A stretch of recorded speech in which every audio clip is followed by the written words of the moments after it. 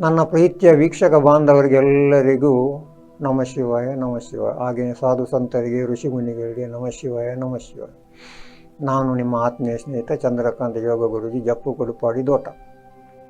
ಹೋದ ಸಂಚಿಕೆಯಲ್ಲಿ ನಾನು ನಿಮಗೆ ಬ್ರಹ್ಮಜ್ಞಾನದ ಬಗ್ಗೆ ಹೇಳಿಕೊಡುವಾಗ ಕೆಲವರಿಗೆ ನಾನು ಹೇಳಿದ್ದೆ ತಪಸ್ಸು ಮಾಡಬೇಕು ಅಂತ, ಜಪ ಮಾಡಬೇಕು. ನಾವು ಎಲ್ಲರೂ ಆರೋಗ್ಯವಾಗಿರಬೇಕಾದರೆ ಜಪ ಮಾಡಬೇಕು, ಶ್ರೀಮಂತರಾಗಿ ಬದುಕಬೇಕಾದರೆ ಜಪ ಮಾಡಬೇಕು. ನಾವು ಬ್ರಹ್ಮಾಂಡಕ್ಕೆ ಪಿಂಡ ಶರೀರವನ್ನು ಕನೆಕ್ಟ್ ಮಾಡಬೇಕು. ಅದು ನಿಮ್ಮ ಮನೆಯಲ್ಲಿರುವಂಥ ದೇವರು, ಗಣಪತಿ ಇರ್ಬೋದು, ಮಹಾಲಕ್ಷ್ಮಿ ಇರ್ಬೋದು, ಹಾಗೆಯೇ ದೇವಿ ಯಾವುದೇ ಇರ್ಬೋದು. ಅದೆಲ್ಲವೂ ಕೂಡ ಯೂನಿವರ್ಸ್ ಅಂದರೆ ಪ್ರಪಂಚ, ಬ್ರಹ್ಮಾಂಡ. ಅದಕ್ಕೆ ನೀವು ಕನೆಕ್ಟ್ ಆಗಬೇಕು ಅಂತ ಹೇಳಿದೆ. ಅದಕ್ಕೆ ಕೆಲವರ ಫೋನ್ ಇತ್ತು, ನಮ್ಮ ಮನೆಯಲ್ಲಿ ಮಡಿ ಮೈಲಿಗೆ, ನಾವು ಮೀನು ತಿಂತೇವೆ, ಮಾಂಸ ತಿಂತೇವೆ, ಮತ್ತು ನಮ್ಮಲ್ಲಿ ಚಿಕ್ಕಮಗಳೂರು ಕಡೆ ಮತ್ತು ಶಿವಮೊಗ್ಗದ ಕಡೆ ನಾವು ಹಂದಿ ಮಾಂಸ ತಿಂತೇವೆ, ನಮಗೆ ಜಪ ಮಾಡಬೇಕು, ಹೇಗೆ ಮಾಡುವುದು, ಮೈಲಿಗೆ ಆಗ್ತದೆ. ಮತ್ತು ನಮಗೆ ಕೆಲವು ತಾಯಂದಿರು, ನಮಗೆ ತಿಂಗಳಲ್ಲಿ ಋತುಸ್ರಾವ ಇದೆ, ರಜೆ ಇದೆ, ನಾವು ಹೇಗೆ ಮನೆಯಲ್ಲಿ ಜಪ ಮಾಡುವುದು ಅಂತ ಕೆಲವು ಕಾರಣಗಳನ್ನು ಹೇಳಿದ್ದಾರೆ. ಇವತ್ತು ನಿಮ್ಮ ಎಲ್ಲ ಮಡಿ ಮೈಲಿಗೆ ಏನು ಅಂತ ಅದರ ಬಗ್ಗೆ ಸ್ವಲ್ಪ ಮಾಹಿತಿ ಕೂಡ ಕೊಡ್ತೇನೆ. ಇದು ನಿಮಗೆ ಮಡಿ ಮೈಲಿಗೆ ಬಗ್ಗೆ ಕೊನೆಯ ಭಾಗದಲ್ಲಿ ಹೇಳ್ತಾ ಹೋಗ್ತೇನೆ. ಇವಾಗ ನಾನು ನಿಮಗೆ ನಮ್ಮ ತಲೆಯಲ್ಲಿ ಉಂಟಲ್ಲ 75% ಎರವಲು ಜ್ಞಾನ ತುಂಬಿದೆ. ಅಂದರೆ ಎರವಲು ಜ್ಞಾನ ಅಂತ ಹೇಳಿದರೆ ಟಿ ವಿ ನೋಡಿಕೊಂಡು, ಪೇಪರ್ ನೋಡಿಕೊಂಡು, ಮೊಬೈಲ್ ನೋಡಿಕೊಂಡು, ಮತ್ತು ಪುಸ್ತಕದ್ದು ಓದಿದ್ದು ಎರವಲು ಜ್ಞಾನ ಅಂತ ಹೇಳಿದರೆ 75% ಇದೆ. 25% ಮಾತ್ರ ನಮ್ಮ ಜ್ಞಾನ ಇರುವುದು. ನಮಗೆ 75% ಹೊರಗಿನಿಂದ ಬಂದದ್ದು. ಎರವಲು ಜ್ಞಾನ ಅಂತ ಹೇಳಿದರೆ ನಿಮ್ಮ ಟ್ಯಾಂಕಿಗೆ ನೀರು ಎಲ್ಲಿಂದ ಬರ್ತದೆ? ಪೈಪಿನಿಂದ, ಅಂದರೆ ನದಿಗೆ ಅದಕ್ಕೆ ಸಂಬಂಧ ಇದೆ. ಒಂದು ವೇಳೆ ಟ್ಯಾಂಕಿದು ನೀರು ಈಗ ಬೇಸಿಗೆಗಾಲ ಬಂದರೆ ನೀರಿಲ್ಲ ನಮಗೆ. ಹಾಗೆ ಬಾವಿದಾಗೆ ಅಲ್ಲ, ಬಾವಿದು ಕೆಲವರಿಗೆ ಬತ್ತುತ್ತದೆ, ಅದು ಸರಿಯಾದ ಆಳಿಲ್ಲದ ಕಾರಣ. ಈಗ ನಮ್ಮ ಬಾವಿಯ ನೀರು ಬತ್ತುವುದಿಲ್ಲ. ಯಾಕೆ ಬತ್ತುವುದಿಲ್ಲ ಅಂತ ಕೇಳಿದರೆ ಅದಕ್ಕೆ ನದಿಯ ಕೈ ಇದೆ, ಸಮುದ್ರದ ಕೈ ಇದೆ, ಅದು ಫಿಲ್ಟರ್ ಆಗಿ ಬಾವಿಗೆ ಬರ್ತದೆ. ಆದ ಕಾರಣ ಈ ಟ್ಯಾಂಕಿಯ ನೀರಾಗಿ ನಮಗೆ ಎರವಲು ಜ್ಞಾನ ನಮ್ಮ ತಲೆಯಲ್ಲಿ ತುಂಬಿಕೊಂಡಿದೆ. ತುಂಬ ಜ್ಞಾನವಂತರಾಗಿ, ಬುದ್ಧಿವಂತರಾಗಿ ನಾವು ಮಾತಾಡ್ತಿದ್ದೇವೆ. ಕೃಷ್ಣನ ನಂತರ ನಾವೇ ಅಂತ ಅಂದುಕೊಂಡಿದ್ದೇವೆ. ನಿಜವಾಗಿಯೂ ತಪ್ಪದು. ಈ ವಿಷಯದಲ್ಲಿ ನಾವುಂಟಲ್ಲ, ಕೆಲವರು ನಮ್ಮನ್ನು ದಿಕ್ಕು ತಪ್ಪಿಸಿದ್ದಾರೆ. ದೇವರನ್ನು ನಂಬುವ ಬಗ್ಗೆ ಆಗಲಿ, ದೈವವನ್ನು ನಂಬುವ ಬಗ್ಗೆ ಆಗಲಿ ಸರಿಯಾದ ಮಾಹಿತಿಯನ್ನು ಯಾರೂ ನಮಗೆ ಕೊಡುವುದಿಲ್ಲ. ನಾನು ಹೋದ ಸಲ ನಿಮಗೆ ಹೇಳಿದ್ದೇನೆ, ನೀವು ಎಲ್ಲರೂ ನಡೆದಾಡುವ ದೇವರುಗಳು. ನಿಮ್ಮ ಒಳಗಡೆ ದೈವತ್ವ ಇದೆ. ಆ ದೈವತ್ವವನ್ನು ನಾವು ಜಾಗ್ರತೆ ಮಾಡಬೇಕಲ್ವ? ನಿಮ್ಮನ್ನು ಬಾಲ್ಯದಲ್ಲಿ ದೇವರಿಗೆ ಸಮ ಅಂತ ಎಲ್ಲರೂ ಹೇಳಿದ್ದಾರೆ. ತಂದೆ ತಾಯಿ ಕುಟುಂಬಸ್ಥರು ಮಕ್ಕಳನ್ನು ದೇವರಿಗೆ ಸಮ. ಹಾಗಾದರೆ ಮಕ್ಕಳಾದ ನಾವು ಈಗ ದೊಡ್ಡವರಾದ ಮೇಲೆ ನಮ್ಮ ದೈವತ್ವ ಎಲ್ಲಿಗೆ ಹೋಯಿತು? ಏನಾಯಿತು?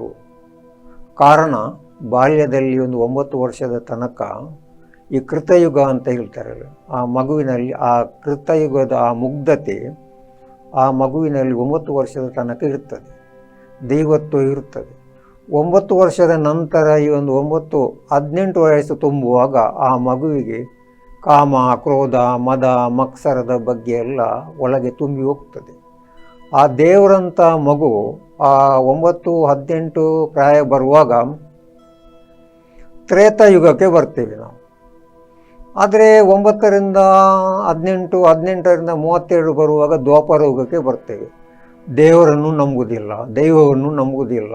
ಯಾಕೆಂತ ಕೇಳಿದರೆ ಕೃಷ್ಣನಿಗೆ ದುರ್ಯೋಧನ ನೋಡಿ ಎದುರು ಇದ್ದಾಗ ಕೃಷ್ಣ ಯಾರಂತ ಅವನಿಗೆ ಗೊತ್ತಾಗಲಿಲ್ಲ. ಅವನು ದುರ್ಯೋಧನ, ದುರ್ಗುಣ, ಕೃಷ್ಣನಿಗೆ ಬೈದಿದ್ದಾನೆ, ದೇವರಿಗೆ ಬೈದಿದ್ದಾನೆ. ನಾವೆಲ್ಲರೂ ಕೂಡ ಈ ಒಂದು ಕಲಿಯುಗದಲ್ಲೂ ಕೂಡ ದೇವರು ಇದ್ದಾನ ಇಲ್ವಾ ಗೊಂದಲದಲ್ಲಿದ್ದೇವೆ ನಾವು.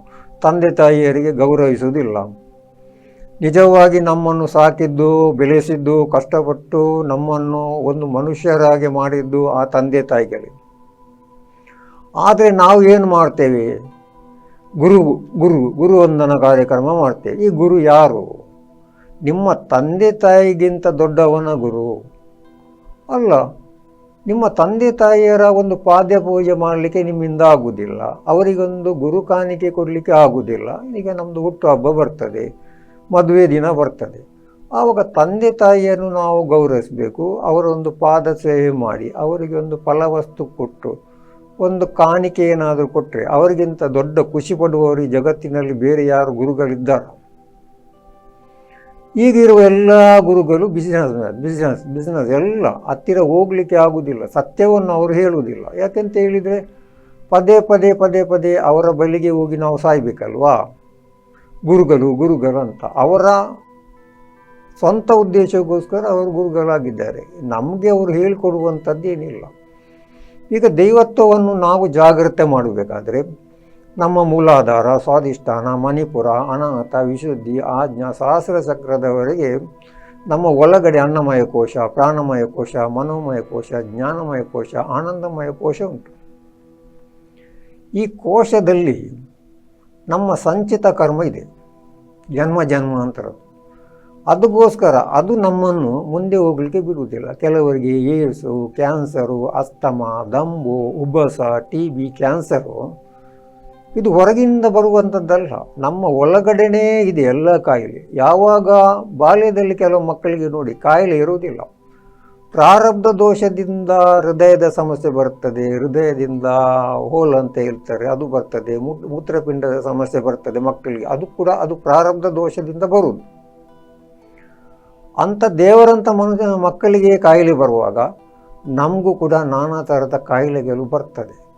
ಅದನ್ನೆಲ್ಲವನ್ನು ರಿಲೀಸ್ ಮಾಡಲಿಕ್ಕೆ ನಿಮ್ಮ ಒಳಗಡೆನೇ ಆ ಹೃದಯದಲ್ಲಿ ಆ ಹೃದಯವನ್ನು ನಾರಾಯಣ ಹೃದಯಾಲಯ ಅಂತ ಹೇಳ್ತೇವೆ, ಅಲ್ಲಿ ಲಕ್ಷ್ಮಿ ಕೂಡ ಇದ್ದಾರೆ.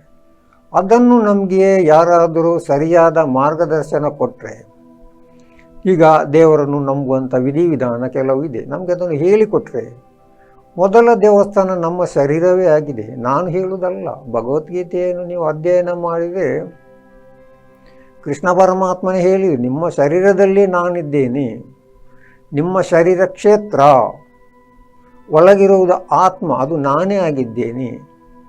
ನಿಮ್ಮಲ್ಲಿ ಏನು ಬೇಕು ಅದು ಎಲ್ಲವನ್ನು ಮಾಡಲಿಕ್ಕೆ ಸಾಧ್ಯ ಇದೆ. ಆದರೆ ನಾವು ಏನು ಮಾಡಿದ್ದೇವೆ ನೋಡಿ, ನಮ್ಮ ತಪ್ಪು ಅಲ್ಲ, ಈ ಬ್ರೋಕರ್ ತಪ್ಪುಂಟಲ್ಲ. ಬ್ರೋಕರ್ಗಳು ತುಂಬ ಇದ್ದಾರೆ. ಈ ಗಣಪತಿಯ ಬ್ರೋಕರ್ ಒಬ್ಬರು, ಒಬ್ಬ ಶಿವನ ಬ್ರೋಕರು, ಒಬ್ಬ ಲಕ್ಷ್ಮಿಯ ಬ್ರೋಕರು, ಒಬ್ಬ ಮುಖ್ಯ ಪ್ರಾಣನ ಬ್ರೋಕರು, ಈ ಥರದ ದೇವಿಯರ ಬ್ರೋಕರ್ ಎಲ್ಲ ತುಂಬ ಸೇರಿ ನಮ್ಮನ್ನು ಒಂದೇ ದೇವರನ್ನು ಹೇಗೆ ನಂಬುವುದು ಅಂತ ನಮಗೆ ಗೊತ್ತಿಲ್ಲ, ಅವರು ಹೇಳಿಕೊಡುವುದಿಲ್ಲ. ನಾವು ನಮ್ಮ ಮನೆಯಲ್ಲಿ ಒಂದು ದೇವರನ್ನು ಸರಿಯಾಗಿ ನಂಬಿದರೆ ಅದು ನಮಗೆ ಬೇಕಾದದ್ದು ಕೊಡ್ತದೆ. ಅದು ಒಂದನೆಯ ದೇವಸ್ಥಾನ ನಮ್ಮ ಶರೀರ ಆದರೆ ಎರಡನೆಯ ದೇವಸ್ಥಾನ ನಿಮ್ಮ ಮನೆಯೇ ಆಗಿದೆ. ಈಗ ನೀವು ಬೇರೆ ಬೇರೆ ಯಾವುದೇ ದೇವಸ್ಥಾನಕ್ಕೆ ಹೋಗಿ ಅಲ್ಲಿ ನಿಮಗೆ ಮಲಗಲಿಕ್ಕೆ ಏನಾದರೂ ಬಿಡ್ತಾರ? ಒಂದು ವೇಳೆ ಬೆಳಿಗ್ಗೆ ಹೋದರೆ ರಾತ್ರಿಯವರೆಗೆ ಇದ್ದರೆ ನಿಮ್ಮನ್ನು ಅಲ್ಲಿಂದ ಓಡಿಸ್ತಾರೆ, ಮಲಗಲಿಕ್ಕೆ ಆಗ್ತದಾ? ಇಲ್ಲಲ್ಲ. ಅಲ್ಲಿ ಹೋಗಬೇಕು ಬರಬೇಕು, ಅದೆಲ್ಲ ಕಂಪನಿ. ಈಗ ದೇವಸ್ಥಾನ ಅಂತ ಹೇಳಿದರೆ ಅದರ ಒಂದು ದೈವತ್ವವನ್ನು ಅವರೇ ಅದನ್ನು ನಾಶ ಮಾಡಿಬಿಟ್ಟಿದ್ದಾರೆ. ನಾವು ನಮ್ಮೊಂದು ನಂಬಿಕೆಗೆ ಹೋಗ್ತೇವೆ ಅಷ್ಟೇ. ಆದ ಕಾರಣ ನಿಮ್ಮ ಶರೀರದಲ್ಲಿರುವಂಥ ದೈವತ್ವವನ್ನು ನೀವು ಜಾಗ್ರತೆ ಮಾಡಿದರೆ ನಿಮ್ಮ ಮನೆಯನ್ನು ಎರಡನೇ ದೇವಸ್ಥಾನವಾಗಿ ಮಾಡ್ಬೋದು, ತೊಂದರೆ ಏನು. ಅದು ನಮ್ಮ ಮನೆ ಉಂಟಲ್ಲ, ಪ್ರತಿಯೊಬ್ಬರದ್ದು ದೇವಸ್ಥಾನವೇ ಆಗಿದೆ. ಹಾಗೆಯೇ ಮನೆ ಎರಡನೇ ದೇವಸ್ಥಾನ ಆದರೆ ಮೂರನೇ ದೇವಸ್ಥಾನ ನಾವು ಹೊರಗೆಲ್ಲ ನೋಡ್ತೇವೆ ನೋಡಿ ದೇವಸ್ಥಾನ, ಅದು ದೇವಸ್ಥಾನ ಮೂರನೇದು. ನಾಲ್ಕನೇದು ಮಸಾನ, ಅದನ್ನು ದೇವಸ್ಥಾನ ಅಂತೇಳಿ ಹೇಳ್ಬೋದು. ಯಾಕೆಂತ ಹೇಳಿದರೆ ಶಿವ ಅಲ್ಲೇ ಇರುವುದು. ಶಿವ ನಮ್ಮ ಒಳಗಡೆಯೂ ಇದ್ದಾನೆ. ಶಿವ ಹೋದರೆ ನಮ್ಮ ಶರೀರ ಶವ ಆಗ್ತದೆ. ಆದ ಕಾರಣ ನಾಲ್ಕನೇ ದೇವಸ್ಥಾನ ಮಸಾನಕ್ಕೆ ಹೋಗಲಿಕ್ಕೆ ನಮ್ಮನ್ನು 4 ಜನ ಕೊನೆಯ ಉಸಿರು ನಿಂತ ಮೇಲೆ ಕೊಂಡೋಗಬೇಕು. ಅಲ್ಲಿ ಕೊಂಡೋಗಿ ಆದಮೇಲೆ ಮತ್ತೆ ಅಲ್ಲಿಗೆ ಆ ಶಿವ ನೋಡ್ಕೊಳ್ತಾನೆ ನಮ್ಮನ್ನು. ಆದ ಕಾರಣ ಈ ಸಂಸಾರದ ಬಂಧನದಿಂದ ಹೊರಗೆ ಬರಬೇಕಾದ್ರೆ, ನಮ್ಮ ರೋಗ ರುಜಿನೆಯಿಂದ ನಾವು ಮುಕ್ತರಾಗಬೇಕಾದ್ರೆ ನಾವು 1 ಗಂಟೆ ಆದರೂ ಜಪ ಮಾಡಬೇಕು. ಅದಕ್ಕೆ ನಾನು ಜಪ ಮಾಡಬೇಕಂತ ಹೇಳಿದ ತಕ್ಷಣ 1 ಗಂಟೆ ಯಾರು ಸಿದ್ಧರಿಲ್ಲ. ಈಗ ನಾನು ಕೂಡ ಒಂದು ವರ್ಕ್ಶಾಪ್ ನಡೆಸ್ತಾ ಇದ್ದೇನೆ. ಏನು ಅಂತ ಕೇಳಿದರೆ ಮೈಂಡ್ ಸೆಟ್ಟಿಂಗ್ ವರ್ಕ್ಶಾಪ್ ಅಂತ. ಈಗ 1 ವರ್ಷದಿಂದ ನಡೆಸ್ತಾ ಇದ್ದೇನೆ. ಇದರಲ್ಲಿ ಏನು ಅಂತ ವಿಶೇಷ ಕೇಳಿದರೆ 5 ಪ್ರಾಣಾಯಾಮವನ್ನು ಹೇಳಿಕೊಡ್ತೇನೆ ನಾನು. 5 ಪ್ರಾಣಾಯಾಮ. ಈಗ ತುಂಬ ನೀವು ಪ್ರಾಣಾಯಾಮ ಮಾಡಿದ್ದೀರಿ. ಈ 5 ಪ್ರಾಣಾಯಾಮದಲ್ಲಿ ಮುಖ್ಯವಾಗಿ ಏನು ಗೊತ್ತುಂಟಾ, ಮೂಲಾಧಾರ ಚಕ್ರಕ್ಕೆ ಯಾವ ಪ್ರಾಣಾಯಾಮವನ್ನು ಮಾಡಿದರೆ ಆ ಮೂಲಾಧಾರ ಚಕ್ರ ಚುರುಕಾಗ್ತದೆ. ಮೂಲಾಧಾರದಿಂದ ಮೇಲೆ ಬಂದು ಸ್ವಾಧಿಷ್ಠಾನ ಚಕ್ರಕ್ಕೆ ಬರುವಾಗ ಯಾವ ಪ್ರಾಣಾಯಾಮ ಮಾಡಿದರೆ ನಿಮ್ಮ ಪ್ರಾಣಶಕ್ತಿ ಮೇಲೆ ಮೇಲೆ ಬರ್ತದೆ. ಮೂಲಾಧಾರ ಚಕ್ರದಲ್ಲಿ ಪೃಥ್ವಿ ತತ್ವದಲ್ಲಿ ಈ ಮೂತ್ರಪಿಂಡದ ಸಮಸ್ಯೆ, ಮೂತ್ರಕೋಶದ ಸಮಸ್ಯೆ, ಆ ಥರದಲ್ಲಿ ಗರ್ಭಕೋಶದ ಸಮಸ್ಯೆ, ಜನೇಂದ್ರಿಯ ಸಮಸ್ಯೆ, ಈ ಥರದ ಸಮಸ್ಯೆಯನ್ನೆಲ್ಲ ನೀವೇ ದೂರ ಮಾಡಬೇಕಾಗ್ತದೆ. ನಿಮ್ಮ ಶರೀರದಲ್ಲಿ ಮೆಡಿಕಲ್ ಮತ್ತು ಮೆಡಿಸಿನ್ ಎರಡೂ ಇದೆ. ನಾವು ರೋಗ ಮುಕ್ತರಾಗಬೇಕಾದ್ರೆ ನಮ್ಮ ಆಹಾರದಲ್ಲಿಯೇ ನಾವು ಔಷಧವನ್ನು ಕಂಡುಹಿಡಿಬೇಕು. ಹೊರಗಿನ ಔಷಧಿ ನಮಗೆ ಅಗತ್ಯ ಇಲ್ಲ. ಅಗತ್ಯ ಕೆಲವು ಸಲ ಬೇಕಾಗ್ತದೆ. ಅದು ನಮಗೆ ಇಂಗ್ಲೀಷ್ ಆಗಿರ್ಬೋದು, ಆಯುರ್ವೇದ ಆಗಿರ್ಬೋದು, ಕೆಲವು ಕಾಯಿಲೆಗೆ ಔಷಧಿ ಮಾಡಲೇಬೇಕಾಗ್ತದೆ. ನಾವು ಬೇಡ ಅಂತ ಹೇಳಲಿಕ್ಕೆ ಆಗೋದಿಲ್ಲ. ಅದಕ್ಕೋಸ್ಕರ ನಿಮ್ಮ ಶರೀರದಲ್ಲಿರುವಂಥ ಎಲ್ಲ ಕೋಶಗಳನ್ನು ಆ್ಯಕ್ಟಿವೇಶನ್ ಚುರುಕು ಮಾಡಬೇಕಾದರೆ ಅದಕ್ಕೆ ತಂತ್ರವನ್ನು ಕೂಡ ನಾವು ಹೇಳಿಕೊಡಬೇಕಾಗ್ತದೆ. ಬೆನ್ನು ನೇರ ಮಾಡಿ ಕೂತ್ಕೊಳ್ಬೇಕಾಗ್ತದೆ. ಕೆಲವು ಆಸನಗಳನ್ನು ನಾನು ಹೇಳಿಕೊಡುವಾಗ ಕೆಲವರು ಬಂದರೆ ಹೇಳ್ತಾರೆ, ನಾವು ಚೇರ್ನಲ್ಲಿ ಕೂತ್ಕೊಳ್ತೇವೆ, ನಮಗೆ ನೆಲದಲ್ಲಿ ಕೂತ್ಕೊಳ್ಳಿಕ್ಕೆ ಆಗುವುದಿಲ್ಲ ಅಂತ. ಈಗ ನೆಲದಲ್ಲಿ ಕೂತ್ಕೊಳ್ಳದೆ ನಿಮ್ಮ ಇಡೀ ಮೂಲಾಧಾರದಿಂದ ಸಹಸ್ರದವರೆಗೆ ಅದನ್ನು ಸರಿ ಮಾಡಲಿಕ್ಕೆ ಆಗುವುದಿಲ್ಲ. ಚೇರ್ನಲ್ಲಿ ಕೂತ್ಕೊಳ್ಬಹುದು. ಪ್ರಾಣಾಯಾಮ ಮಾಡುವಾಗ 5 ಪ್ರಾಣಾಯಾಮ ಹೇಳಿಕೊಡುವಾಗ ಚೇರ್ನಲ್ಲಿ ಕೂತ್ಕೊಳ್ಬಹುದು, ತೊಂದರೆ ಇಲ್ಲ.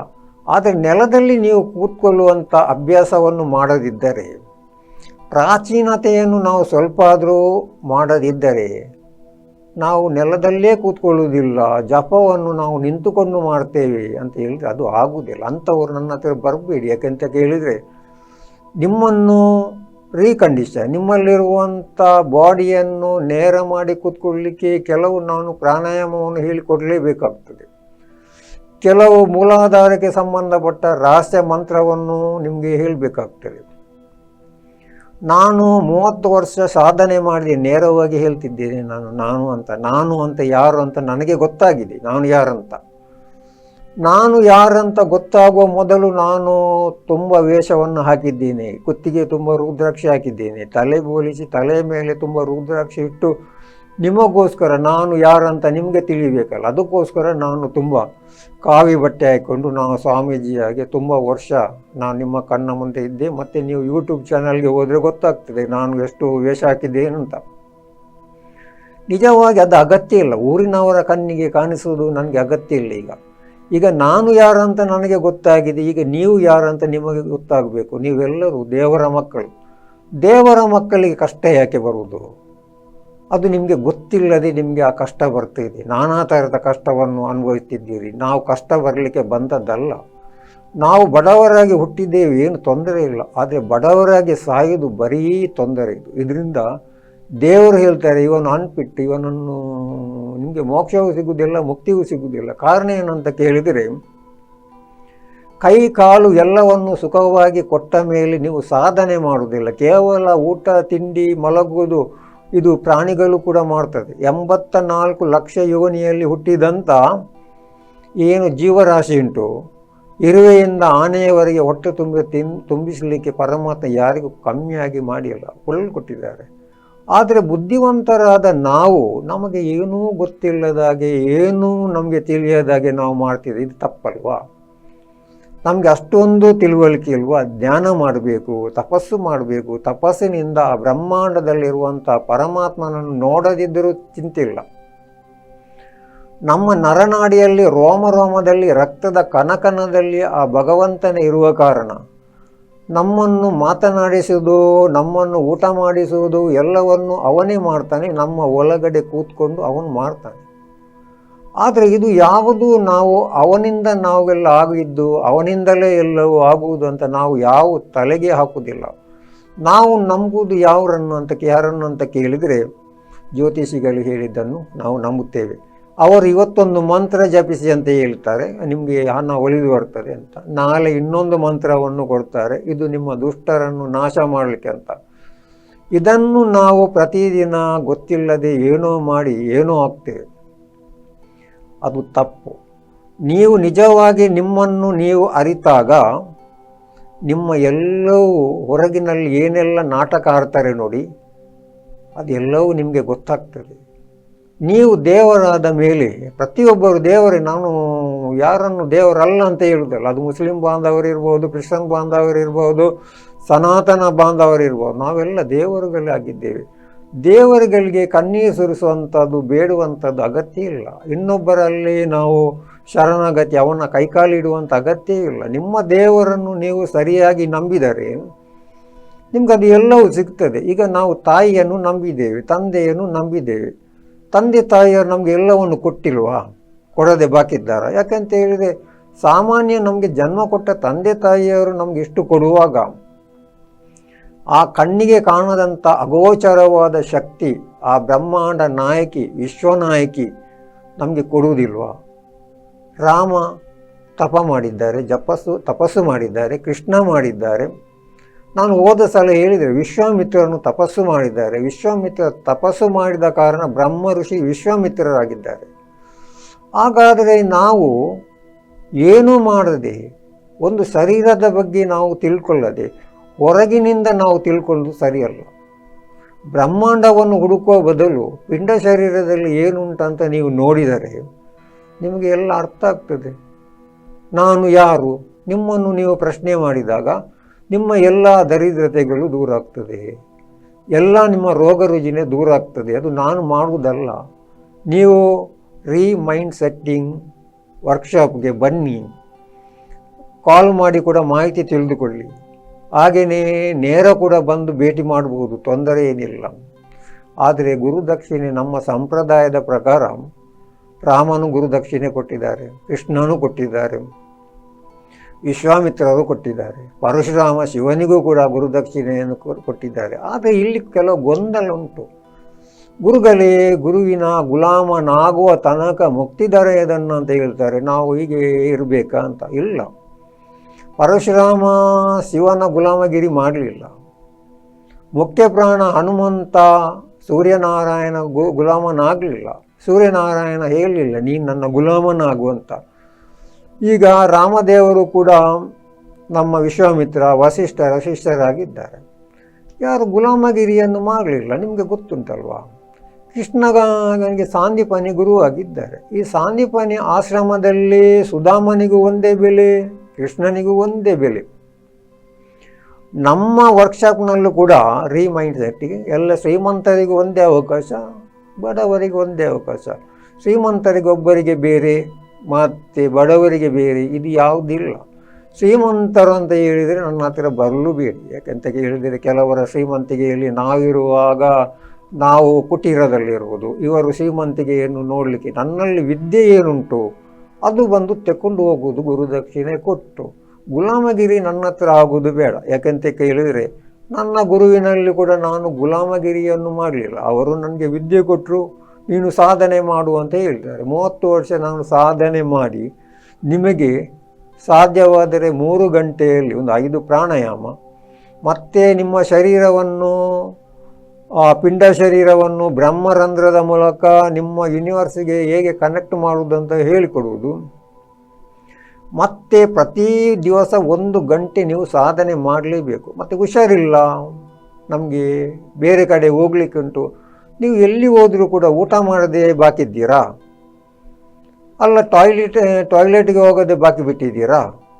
ಮೂತ್ರ ಮಾಡದೆ ಬಾಕಿ ಬಿಟ್ಟಿದ್ದೀರಾ? ಹಾಗಾದರೆ ದೇವರ ಒಂದು ಜಪ ತಪ ಮಾಡುವಾಗ ನಮಗೆ ಪುರ್ಸೊತ್ತಿಲ್ಲ, ಹೀಗೆ ತೊಂದರೆ ಆಗ್ತದೆ, ಹೀಗೆಲ್ಲ ತಪ್ಪಲ್ವಾ?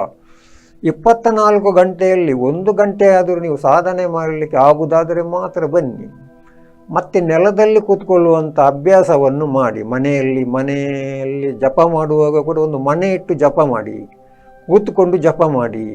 ಊಟ ಮಾಡುವಾಗ ನೀವು ತೊಡೆ ಮೇಲೆ ಇಟ್ಕೊಂಡು TV ನೋಡ್ತಾ ಊಟ ಮಾಡುವುದಾದರೆ ನಮ್ಮ ಹತ್ತಿರ ಬರುವಾಗ ಆ ಲೈಫ್ ಸ್ಟೈಲ್ ನಾನು ಚೇಂಜ್ ಮಾಡ್ತೇನೆ. ನೆಲದಲ್ಲೇ ಕೂತ್ಕೊಂಡು ಊಟ ಮಾಡಬೇಕಾಗ್ತದೆ. ಮತ್ತು ಕೈಯಲ್ಲಿ ಊಟ ಮಾಡಬೇಕಾಗ್ತದೆ. ಕೆಲವರು ಚಮಚವನ್ನು ಉಪಯೋಗಿಸ್ತಾರೆ, ಸ್ಪೂನನ್ನು ಉಪಯೋಗಿಸ್ತಾರೆ. ಇಂಥವರೆಲ್ಲ ಬರಬೇಡಿ. ಸಾಧನೆ ಮಾಡಲಿಕ್ಕೆ ಕೂತ್ರೆ ಸಾಧನೆಯಲ್ಲೇ ನೀವು ಸಾಧಕರ. ಹಾಗೆಯೇ ಮಡಿಮೈಲಿಗೆ ಬಗ್ಗೆ ಸ್ವಲ್ಪ ಮಾಹಿತಿಯನ್ನು ಕೊಡ್ತೇನೆ ನಾನು. ಕೆಲವರಿಗೆ ಮಡಿ ಮೈಲಿಗೆ ಅಂತ ಹೇಳ್ತಾರೆ ನೋಡಿ. ನಾನೀಗ ಗದ್ದೆ ಬದಿಯಲ್ಲಿ ಬರುವಾಗ ನನ್ನ ಲುಂಗಿ ಮೈಲಿಗೆ ಆಗ್ತದೆ. ಮೈಲಿಗೆ ಆದಾಗ ನಾನು ಅದನ್ನು ಕ್ಲೀನ್ ಮಾಡಿ ಒಳಗೆ ಬಂದರೆ ತೊಂದರೆ ಇಲ್ಲ. ಹಾಗೆ ಕೆಸರು ಇಟ್ಕೊಂಡು ಬರಲಿಕ್ಕೆ ಆಗ್ತದಾ? ಇಲ್ಲ. ಮತ್ತು ಕೆಲವರಿಗೆ ಪೇಡ್ ಆಗ್ತದೆ, ಋತುಸ್ರಾವ ಆಗ್ತದೆ. ಹಾಗಾದರೆ ಶಿವನ ಹೆಂಡತಿ ಪಾರ್ವತಿ ಇರ್ಬೋದು, ಹಾಗೆಯೇ ಗಂಗೆ ಇರ್ಬೋದು, ಅವರಿಗೆ ನೆತ್ತೆಯ ಮೇಲೆ ಗಂಗೆ ಇರುವಾಗ ಪೇಡ್ ಆಗ್ತದೆ, ಮಡಿ ಮೈಲಿಗೆ ಅಂತ ಶಿವದೇವರು ಹೇಳಿಲ್ಲ. ಋಗ್ವೇದ, ಯಜುರ್ವೇದ, ಸಾಮವೇದವನ್ನು ನಾನು ನೋಡಿದ್ದೇನೆ. ಅದರಲ್ಲಿ ಹೆಣ್ಣು ಮೈಲಿಗೆ ಅಂತ ಇಲ್ಲ, ಹೆಣ್ಣು ಲಕ್ಷ್ಮೀ ಸ್ವರೂಪ. ಅಂಥ ಹೆಣ್ಣಿಗೆ ನೀವು ನೋವು ಮಾಡುವಂಥ ಕೆಲಸವನ್ನು ಮಾಡಬೇಡಿ. ಮತ್ತು ನಿಮ್ಮ ಆತ್ಮಕ್ಕೆ ನೈವೇದ್ಯ ಅಂತ ಕೇಳಿದರೆ ಅದು ಜ್ಞಾನ. ಶರೀರಕ್ಕೆ ತಿನ್ನುವಂಥ ಆಹಾರ ನೀವು ಏನು ಬೇಕು ಅದನ್ನು ತಿನ್ನಿ, ಅದರಿಂದ ತೊಂದರೆ ಇಲ್ಲ. ಆತ್ಮಕ್ಕೂ ನಿಮ್ಮ ಶರೀರಕ್ಕೂ ತೊಂದರೆ ಏನಿಲ್ಲ. ನೀವು ಜಪ ಮಾಡಿದಷ್ಟು ನೀವು ಬ್ರಹ್ಮಾಂಡಕ್ಕೆ ಕನೆಕ್ಟ್ ಆಗ್ತೀರಿ. ದುಃಖದಿಂದ ಮತ್ತು ಹಣಕಾಸಿನ ವ್ಯವಹಾರದಿಂದ ಸಾಲ ಮೂಲ ಮಾಡುವುದನ್ನು ನೀವೇ ನಿಲ್ಲಿಸ್ಬೋದು. ಅದಕ್ಕೋಸ್ಕರ ನಮ್ಮ ಮೈಂಡ್ ಸೆಟ್ ವರ್ಕ್ಶಾಪ್ಗೆ ಬನ್ನಿ. ಇದುವರೆಗೆ ನನ್ನ ಮಾತನ್ನು ತಾಳ್ಮೆಯಿಂದ ಕೇಳಿದ್ದೀರಿ. ಅದಕ್ಕೋಸ್ಕರ ನಿಮಗೆ ನಾನು ಧನ್ಯವಾದವನ್ನು ಹೇಳ್ತೇನೆ. ಹಾಗೆಯೇ ಜೈ ಶ್ರೀರಾಮ್.